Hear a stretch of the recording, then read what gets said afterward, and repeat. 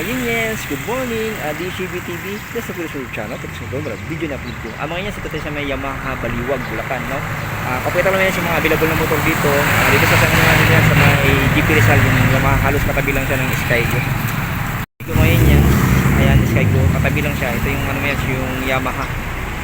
May Yamaha yan, Baliwag. Ito yan, yung GP, GP Rizal Street, no? Ano yung may shield doon.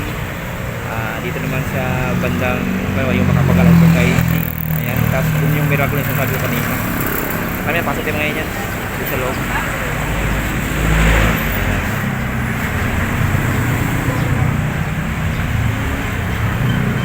Tapos diba may ito yung available na motor dito, yung bagong Aerox nila, yung 2023 version nila. Ito yung Aerox na version 2023. Tapos meron dito mga ngayon yung ibang kulay, yung kulay gradient, tapos doon may Inmax doon sa bandang una. Tapos price pala mga yan itong Inmax nila, ito papakita ko. Ngayon yung cash is 100,000 straight 500, tapos yung down payment is 22,075, tapos yung 24 months 8,000 to 74, tapos 3,777 ngayon. Tapos yung available ito ngayon yung Mayo Gear, ayan. And then yung presyo din niya. Tapos yung Mayo ay 125. Ayan. Kumain yan. MS yung Mayo din. Ayan.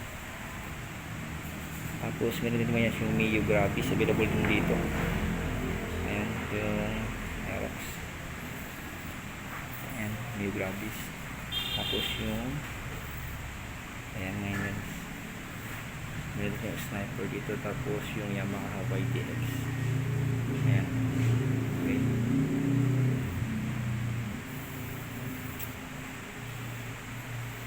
Yung presyo ko lang naman yan, yung Gravis nila is ito, yung cash niya is 18,900, tapos yung back is 8,990 and 24 months 5,273, tapos the rest is 44. Ayan, dito sa may Yamaha Baliwag, Bulacan. So yun lang mga yan, sana tumayin niya dito sa may Yamaha Baliwag, sa may GP Rizal. Shout out kay Seren, siya yung dun sa kanya tinagpaalam dito. Okay mga yan, sana sa buting ko lang, God bless you, more power, keep safe, and bye bye mga unions.